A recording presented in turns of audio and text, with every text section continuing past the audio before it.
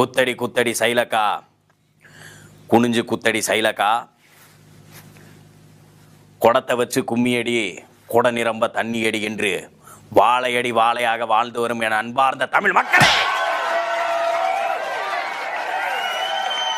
எனது வீர தமிழ் நெஞ்சங்களே, உன்குழாய் வாசகர்களே. அது என்ன நுண்குழாய் வாசகர்களே? உன்குழாய், அதான் உன்குழாய். யூடியூப்னா அதுதானே தமிழ், ஆங்கிலம் நினைச்சுக்கிறியா? எல்லாத்துக்கும் மேலாக இதை கண்டு கொண்டிருக்கும் சென்னை மையத்தின் நேயர்களே. சென்னை மையம்னா மெட்ராஸ் சென்ட்ரல். ஓகே. எல்லாத்துக்கும் மேல வங்கிக்கு போனா பணம் கிடைக்க மாட்டேங்குது. அதை வங்கின்னு வைக்கிறதுக்குள்ள வாங்கின்னு வச்சிருக்கலாம், வாங்கி உள்ளதான் போடுறான், கொடுக்க மாட்டேங்கிறான். எனது அன்பார்ந்த மக்களே, யோசிக்கணும், சிந்திக்கணும். இப்படித்தான் நம்ம மக்கள் நிறைய பேர் வங்கிக்கு போறாங்க.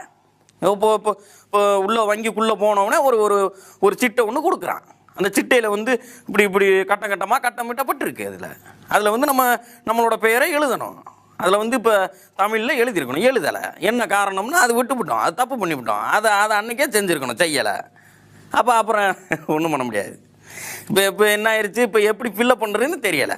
போகிறவரெல்லாம் இழுத்து போட்டு வம்புழுக்கிறோம். வேலை கிடைக்கல, இங்கே போனாலும் வேலை கிடைக்கல. பொறியியல் படித்து விட்டு என்ன வேலையுமே தெரியாமல் வங்கிக்கு வந்து உட்காடுறான். அங்கே இருக்கிறவனை போட்டு நோண்ட வேண்டியது.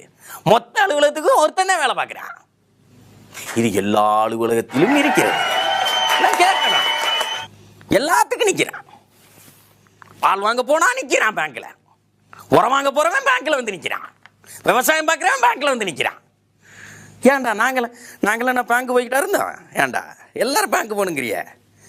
எங்கள் பாட்டை முப்பாட்டில் என்ன பேங்க்கில் வந்து நின்றுக்கிருந்தாங்க? தூங்க விடலையே, எனது பாட்டனு முப்பாட்டனு என்ன தூங்க விடலையே. போகிறான், வரிசையில் நின்று போகிறான். போனாலும் பணம் கிடைக்குமானா கிடைக்கல. சிட்டையை தூக்கி மூஞ்சில் அடிக்கிறான்.